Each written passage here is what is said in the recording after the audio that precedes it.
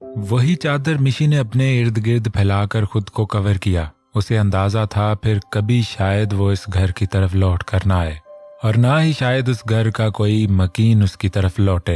ये चादर भी उसकी माँ की थी, जो उन्होंने मिशी के लिए बनाई थी कि जब वो कॉलेज या फिर यूनी जाया करेगी तब वो अपनी मिशी को ये चादर ओढ़ा कर भेजा करेगी। मगर जैसा इंसान सोचता है, कभी कभी चीज़ें उससे उलट हो जाती हैं। सिद्दीक साहब के 2 बोल उससे उसकी माँ को दूर ले गए, और आज वो भी इस घर से हमेशा हमेशा के लिए दूर जा रही है। जानती थी ये आखिरी लम्हे हैं उसके अपने बाप के घर में। दिल चाह रहा था एक एक चीज को पकड़े और फूट फूट कर रोए। ये घर जैसा भी था, उसके बाप ने आज तक उसके साथ जैसा भी रवैया इख्तियार रखा, मगर इस कमरे में उसकी अपनी माँ के साथ बहुत सी यादें कैद थीं। अपने कांधों पर मजबूत गिरफ्त महसूस करके उसने लब भींच कर खुद को और ज्यादा रोने से बाज रखा, और आहिस्ता आहिस्ता अपने कदम इस घर से बाहर जाने वाले रास्तों पर गामजन कर दिए। कई राहदारियां और सीढ़ियां अबूर करके वो नीचे बड़े हॉल में पहुंचे। पूरा सिद्दीक विला खामोशियों और सन्नाटों में डूबा था। सेकंड फ्लोर पर खड़े खड़े नीलम ने एक तंजिया मुस्कुराहट दोनों की तरफ उछाली, मगर ये मुस्कुराहट अब की बार चांद की आंखों से पोशीदा न रह सकी। मगर फिलहाल मिशी की हालत को मद्देनजर रखते हुए उसने सब्र के घूंट भरे। कोई और वक्त होता तो वो इस औरत को अच्छे से सबक सिखाता। उसे कंधों से थामे चांद ने अपना और उसका रुख खारजी दरवाजे की तरफ मोड़ा। उन्हें बाहर निकलता देखकर नीलम के चेहरे पर जहरीले तासरात उभरे। कहा था ना मिशेल सिद्दीक, मुझसे दुश्मनी बहुत भारी पड़ेगी। एक वक्त तुम्हारी माँ ने मुझे यूं ही चैलेंज किया था, और देखो उसे इस दुनिया से ही रुखसत होना पड़ गया। और अब तुमने मुझसे दुश्मनी मोल ली तो आज तुम भी इस घर से हमेशा हमेशा रुखसत हो गई। मगर इस बार मुझे मजा ज्यादा आ रहा है, और जब मैं तुम्हें रोज सिसक सिसक कर तड़प तड़प कर मरते देखूंगी तब मुझे और ज्यादा मजा आएगा। जीत के नशे में चूर होकर उसने मगरूर अंदाज में गर्दन अकड़ाई, मगर कौन जाने कब वक्त करवट ले ले और सारी बाजियां एक साथ पलट जाएं। कुछ दूर जाकर वाकई प्लाटिंग आ गई थी, मगर 3 घर कहीं भी नजर नहीं आ रहे थे। लो जी, ये घर है या बैक्टीरिया जिन्हें देखने के लिए अब मुझे माइक्रोस्कोप लानी पड़ेगी। एक हाथ कमर पर जमाकर दूसरे हाथ से आंखों पर छांव करते हुए उसने सामने की तरफ नजर घुमाई, मगर कुछ ना नजर आने पर उसका सीधा दिमाग घूम गया। उसकी हालत देखकर मुस्तफा को हंसी तो बहुत आई, मगर इस वक्त हंसने का मतलब अपने दोनों पांव खुद ही कुल्हाड़ी पर रखना। इसीलिए अपनी हंसी जब्त करते हुए उसने खुद भी उन घरों की तलाश में इधर उधर नजरें दौड़ाई।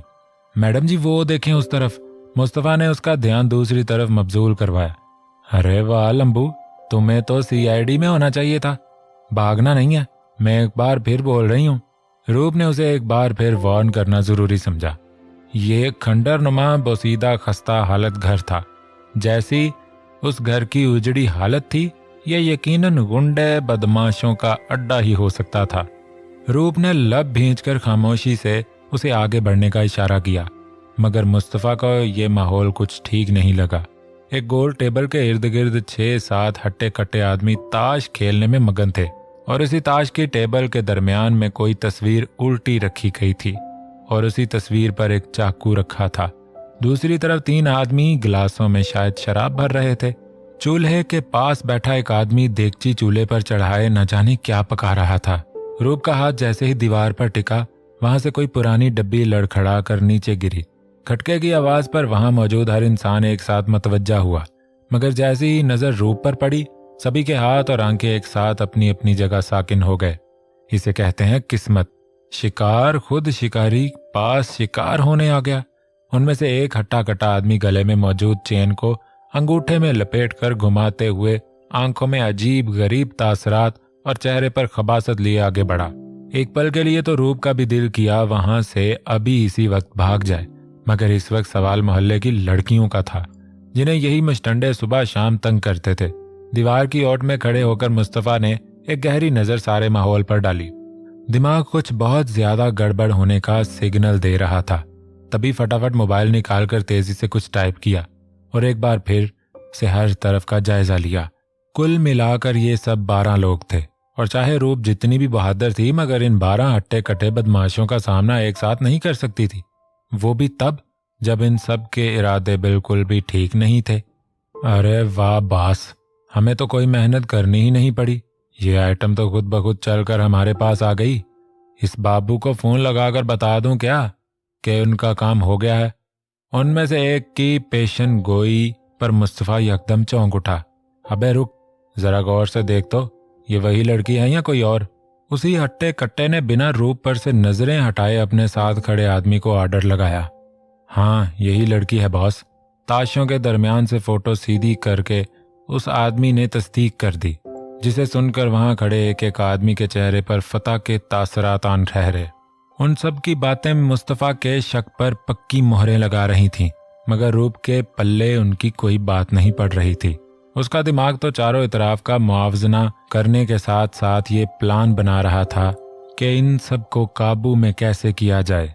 इनमें 5 जब एक साथ आगे बढ़े तो रूप ने बिना सोचे समझे पास पड़ा एक बोसीदा स्टूल उठाकर उनकी तरफ उछाला, जिसकी चोट से 3 लड़खड़ा कर पीछे हुए और बाकी के 2 को उसने हाथों में हाथ लिया। मगर जैसा कि उन सब का प्लान था रूप पर एक साथ हमला करने का, बिल्कुल वैसे ही वो 12 के 12 एक साथ आगे बढ़े। मुस्तफ़ा ने कहर बरसाती नजरों से एक एक की तरफ देखा। पल भर में वो ये फैसला कर चुका था, अब चाहे कुछ भी हो जाए, इनमें से कोई भी सलामत नहीं रहेगा। फिर चाहे उसके लिए रूप को यही क्यों ना पता चल जाए, वो जो उसे समझने की गलती कर रही है, मुस्तफ़ा शाह उससे कहीं ज्यादा पहुंची हुई चीज है। मगर इससे पहले कि वो अपने असली रूप में आकर आगे बढ़ता, उनमें से एक ने रूप को धक्का देने के साथ साथ एक जन्नाटेदार थप्पड़ उसके मुंह पर दे मारा। उसके जमीन बोस होने से पहले ही मुस्तफ़ा ने उसे अपने मजबूत बाजुओं का सहारा दिया। हाँ, मगर आंखों से अंगारे और वहशत टपकती देख एक पल के लिए वो खुद भी हैरान रह गई, जबकि वो सब भी उस लड़की के साथ किसी मर्द को देखकर ठठक गए। लंबू, तुम क्या बुज़दिलों की तरह दूर खड़े रहकर फकत तमाशाई बने हो? आकर मेरी हेल्प। अपनी बात पूरी करने से पहले ही उसका वजूद झटका खाकर होशो खिरत से बेगाना हो गया, जब मुस्तफ़ा ने अपना हाथ उसकी गर्दन पर रखकर उंगलियों की मदद से मखसूस नस दबाई। आस्तगी से उसका वजूद बाहों में भरकर उसने पास पड़ी चारपाई पर लिटाया, जबकि उस सारी कार्रवाई को उन सब ने बड़ी हैरत से मुलाहजा किया। अब उन सब की बारी थी। तभी दोनों कलाइयों से कफ के बटन खोलकर शर्ट के बाजुओं को कोहनियों तक फोल्ड किया। खून छलकाती आंखें, बेतासुर चेहरा, सख्ती से भींचे जबड़े, कहीं से भी वो इस वक्त कुछ देर पहले वाला मुस्तफ़ा शाह नहीं लग रहा था। ओए हीरो, ये लड़की हमारे हवाले कर दे। इसके लिए हमें बहुत भारी कीमत मिली है और इसकी वजह से हमारे 3 आदमी भी अभी तक गायब हैं। तो तुम्हारी भलाई इसी में है कि तुम इसे हमारे हवाले करके खुद पतली गली से निकल जाओ, वरना तुम हमें जानते नहीं हो। इनमें से एक उसकी तरफ बढ़ा और अपनी तरफ से मुस्तफ़ा को अच्छा खासा धमका भी दिया। किसने अदा की है तुम सबको भारी रकम? उस इंसान का नाम मुझे अभी और इसी वक्त चाहिए। जितनी जल्दी तुम सब इस इंसान का नाम बताओगे, तुम सबके बचने के चांसेस उतने ज्यादा बढ़ेंगे। उसका पुरसकून लहजा काबिले दीद था, जो उन सबके दिमागों में आग लगाने के लिए काफी था। तो साले हमारे अड्डे पर आके हमें धमका रहा है? चलो रे, आ जाओ सब, उस शहरी बाबू का दिमाग ठिकाने लगाते हैं। बहुत उछल रहा है। उनमें से एक हाथ पर रुमाल लपेटते हुए आगे बढ़ा और उसी के पीछे बाकी सब भी। मुस्तफ़ा ने भी दोनों हाथों की उंगलियां एक साथ में फंसाकर चटखाई। इससे पहले कि वो अपना हाथ घुमाकर मुस्तफ़ा पर कोई वार करता, मुस्तफ़ा ने नीचे झुककर अपने आप को महफूज किया और उसके पीछे आते दूसरे आदमी के पेट पर एक जोरदार लात रसीद की। साथ ही बिजली की तेजी से घूमकर पहले वाले के मुंह पर जबरदस्त घोंसा मारा। एक साथ वो दोनों आदमी जमीन बोस हो गए। तीसरे को धक्का देकर फिलहाल खुद से दूर किया और चौथे को बालों से पकड़कर उसका सर दीवार में दे मारा। खून का एक फवारा उसके सर से फूटा। बाकी 2 की तरह वो भी जमीन बोस हो गया। मगर इससे पहले बाकी सब उसकी तरफ बढ़ते, मुस्तफ़ा ने टेबल के किनारे पर जोर से पांव मारा। सारे ताश हवा में बिखरने के साथ उन सब के दरमियान पड़ा चाकू भी हवा में बुलंद हुआ। ताशों के दरमियान से उसने चाकू पर अपनी गिरफ्त मजबूत की। पलक झपकते ही घूमकर 5वें के गले पर वो चाकू चला दिया। उसी के साथ छठे को भी जोरदार लात रसीद की। वो लड़खड़ाता हुआ चूल्हे के पास इस तरह गिरा कि दोनों हाथ लगने से देगची एक तरफ उलट गई और उसका मुंह जलते अंगारों में जा लगा। उसी के साथ उस आदमी की चीखें भी फिजा में बुलंद हुईं। एक आदमी की मौत और बाकी सबकी ये हालत देखकर जो बच गए थे उनमें खौफ और हिरास फैल गया। मारे खून के वो मुस्तफा से एक एक कदम दूर हो रहे थे, मगर जितने कदम वो उससे दूर होते, हाथ में लहू टपकाता चाकू थामे मुस्तफा भी उतने ही कदम उनकी तरफ बढ़ता। चेहरे से वहशत ही वहशत टपक रही थी, मगर आंखों में वही सवाल था जो कुछ देर पहले उसने किया था। अरहम मलक ने इस लड़की को इन तक पहुंचाने के पैसे दिए थे हम सबको। हम सबको नहीं मालूम इसकी इस लड़की से क्या दुश्मनी है, और ना हमको इन सब बातों से कोई मतलब होता है। हमारा काम पैसे लेना और काम करना है, बाकी अंदर की बातों तक ना हमारा कोई मतलब होता है और ना हम पूछना जरूरी समझते हैं। अब तो हमने सब बता दिया, अब तो हमें छोड़ दो। हाँ क्यों नहीं, अब तो तुम सबको छोड़ना ही पड़ेगा। लहजा इतना सनसनीखेज था कि इन सब की हथेलियों में पसीना आने के साथ गला खुश्क हो गया। जिन लोगों की नजर में बहन बेटी माँ बहू की कोई इज्जत नहीं, भला इन सबको भी इस धरती पर जिंदा रहने का हक बनता है? उसका सवाल सबके बदन में खौफ की लहर एक बार फिर दौड़ा गया। अचानक बाहर गाड़ी के रुकने की आवाज पर सबने मदद तलब नजरों से बाहर की सिम देखा, और इनमें से दो ने तो बाहर की तरफ दौड़ लगाने के चक्कर में मुस्तफा के पास से निकल जाना चाहा। जिनमें से मुस्तफा ने एक की गर्दन में बेदर्दी से चाकू घोंप कर दूसरे की गर्दन पर अपने सीधे हाथ से पकड़ मजबूत की। उसने अपनी गर्दन छुड़वाने की बहुत कोशिश की, मगर उसकी पकड़ इस कदर मजबूत थी कि चंद लम्हों में ही उसे अपनी सांसें बंद होती महसूस हुई। आंखें उबल कर बाहर को आने लगीं जब एहसन बाहर से भागता हुआ अंदर आया, मगर सामने का माहौल देखकर उसके खुद का गला भी खुश्क हो गया। एक तरफ बेहोश पड़ी रूप को देखकर तकरीबन आधे से ज्यादा मामला उसकी समझ में आ गया था। एक अफसोस भरी नजर वहां पड़े तमाम लोगों पर डालकर वो जल्दी से मुस्तफा की तरफ मतवज्जा हुआ। उनमें से कोई यहाँ जिंदा बचकर जाना नहीं चाहिए एहसन, गरजदार आवाज में हुक्म जारी किया गया, जिस पर वह सिर्फ असबात में सर हिलाकर रह गया। इनमें से एक को छोड़कर बाकी सबको जहन्नम वासल कर मुस्तफा ने कहर बरसाती नजरों से उसकी तरफ देखा, जो अब उसके इतने खतरनाक रूप को देखकर थर थर कांप रहा था। ये वही था जिसने रूप को थप्पड़ मारा था। इसे ले जाओ एहसन, और याद रखना इसकी मौत इतनी अजियतनाक होनी चाहिए कि मौत भी पनाह मांगे। एक बार फिर वो सर हिलाकर उस आदमी को घसीटते हुए गाड़ी तक ले गया। उसके हाथ पांव बांधकर गाड़ी में डालते ही वो दोबारा मुस्तफा की तरफ बढ़ा। एक बार फिर से उसने रूप के नाजुक से वजूद को अपनी मजबूत पनाहों में लिया और लंबे लंबे डग भरता हुआ गाड़ी की तरफ बढ़ने से पहले हसन के सामने रुका। खेल खत्म कर दो। उसका खून खुश्क करके वो बिना उसकी तरफ देखे वो आगे बढ़ गया। सलीम के दरवाजे खोलते ही जो मंजर सामने नजर आया वो कुछ पल के लिए उसे शौक की कैफियत में ले जाने के लिए काफी था। अपने बेटे के साथ सिद्दीक की बेटी, और वो भी रात के इस पल। उन्होंने चांद की तरफ हैरानगी और सवालिया नजरों से देखा। आपकी बहू, उसे मुंह से निकलने वाले अल्फाज एक बार फिर उन्हें शौक में ले गए। डैड, मैं फिलहाल इसे कमरे में छोड़ आऊं, आप टीवी लॉन्ज में बैठें, मैं बस अभी आया, आपको सब बताता हूं। माँ कहाँ है? उसका अंदाज फिक्रमंदी लिए था। फिक्र मत करो, वो और तारा दोनों सो चुके हैं। ठीक है, आता हूं बस 5 मिनट में। तुम यहाँ बैठो मिशी, मैं तुम्हारे लिए कुछ खाने को लाया। उसे बेड पर बिठाकर चांद ने हीटर ऑन किया। उसे खामोशी से वहां बैठे देखकर चांद भी खामोशी से बाहर की सिमत बढ़ा, मगर जाने से पहले दरवाजा बंद करना नहीं भूला। इस वक्त उसकी हालत जख्मी शेरनी जैसी थी और कुछ बैद नहीं था कि वो क्या से क्या कर दे। अब बताओ चांद, ये सब क्या चल रहा है? तुम तो उसकी गलतफहमी दूर करने गए थे ना, तो ये सीधा बीवी कैसे बना लाए? और सिद्दीक ने इजाजत दी, और इससे भी पहले ये लड़की तुम्हारे साथ इस तरह निकाह करने के लिए मान भी गई। देखो चांद, मैं डैड डैड डैड रिलैक्स, बताता हूँ सब। चांद ने उन्हें कंधों से पकड़कर सोफे पर बिठाया।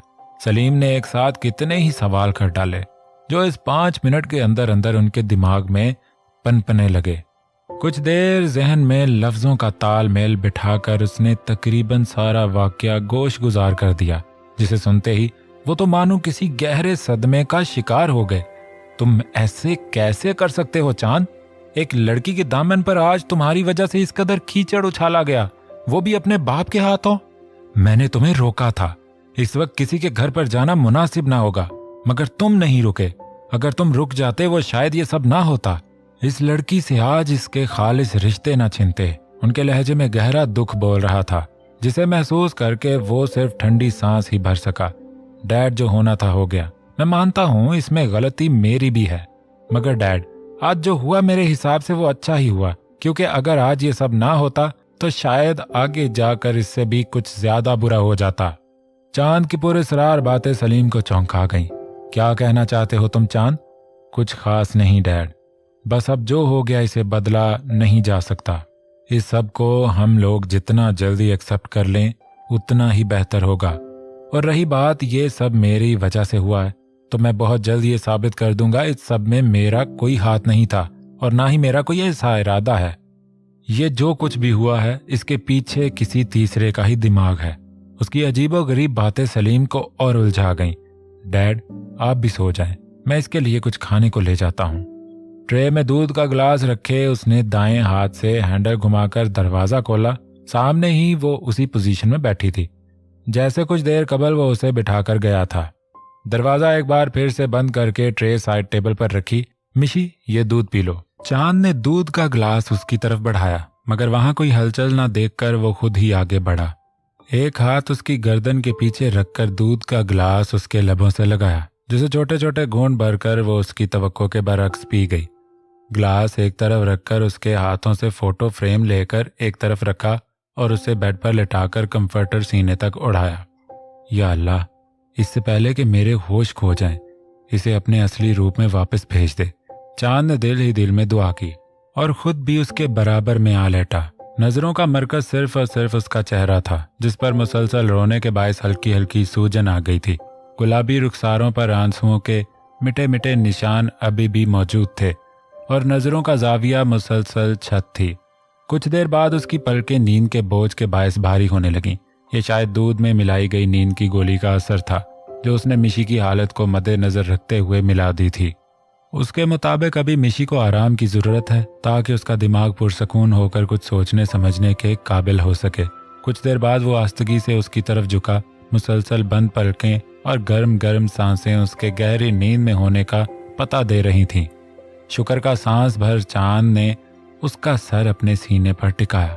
जल्दी से ठीक होकर अपने इस 2 टके के मैनेजर को पंजे मारने लग जाओ मेरी जंगली बिल्ली, क्योंकि चांद मलक को तुम गराती हुई ज्यादा अच्छी लगती हो, ना कि खामोश खामोश। उसके गिर्द मजबूत बाजुओं का हिसार बांधकर उसने खुद भी आंखें मूंद लीं। कुछ ही देर में नींद की देवी उस पर भी मेहरबान हो गई। एहसन की गाड़ी में कुछ दूर जाकर मुस्तफा ने एक तरफ गाड़ी रुकवाई, नीचे उतरकर रूप को अपने बाजुओं में भरा और रोड के एक तरफ खड़ी दूसरी गाड़ी का रुख किया। ये वो गाड़ी थी जिसमें रूप और मुस्तफा यहाँ तक आए थे। बैक सीट पर रूप को लटाकर डैशबोर्ड से पानी की बोतल उठाई, पानी के कुछ छींटे उसके मुंह पर मारे और बोतल बंद करके दोबारा से डैशबोर्ड पर रखी। इतने में रूप भी वापस होश में आ गई थी और साथ ही मुस्तफा शाह भी अपने पहले रूप में। हम यहाँ कैसे? वो सब गुंडे कहाँ गए? क्या तुमने उस सबको मारा? रूप को न जाने क्यों एक अनजानी सी खुशी ने आन घेरा। नहीं मैडम जी, मैं और मारदाड़? ना जी ना, बिल्कुल नहीं, कभी भी नहीं। तो फिर हम यहाँ कैसे पहुंचे और इन सब ने तुम्हें और मुझे छोड़ कैसे दिया, जबकि उनके इरादे तो काफी खतरनाक थे? रूप को इस वक्त वाकई हैरत हुई और साथ ही साथ दिमाग भी उलझ गया। कोई ऐसे ही थोड़ी ना जाने दिया उन्होंने मुझे और आपको मैडम जी। बहुत मेहनत करनी पड़ी मुझे। एक बार फिर उसने मासूमियत की इंतहा कर दी। मेहनत? कौन सी मेहनत करवा ली उन्होंने तुमसे? रूप को अचंभा हुआ। वो मैडम जी, मैंने उनके सामने हाथ जोड़े, गिड़गिड़ाया, माफी मांगी, उनकी मिन्नतें की, तब कहीं जाकर उन्होंने मुझे आपके साथ छोड़ा, वरना तो हालात बहुत बिगाड़ दिए थे आपने। सारी बातें बताकर आखिर में उसने मुंह बिगाड़ा, मगर जैसे ही रूप की तरफ देखा तो हैरत से आंखें फैला ली। उसकी तवक्को के ऐन मुताबिक वो उसे खूनदार नजरों से घूर रही थी और फिर यकायक उस पर झपटी। डरपोक, बुजदिल, मेरी नाक कटवा दी तुमने। इन मवालियों से माफी मांगी, उनके सामने हाथ जोड़े, चले जाओ मेरी नजरों से दूर। थोड़ी देर पहले वाली अनजानी खुशी एकदम गारत हो गई थी। मैडम जी, मेरी बात तो सुने। बड़ी मुश्किल से उसकी दोनों कलाइयां थाम कर उसने रूप को खुद की ओर धुलाई करने से बाज रखा।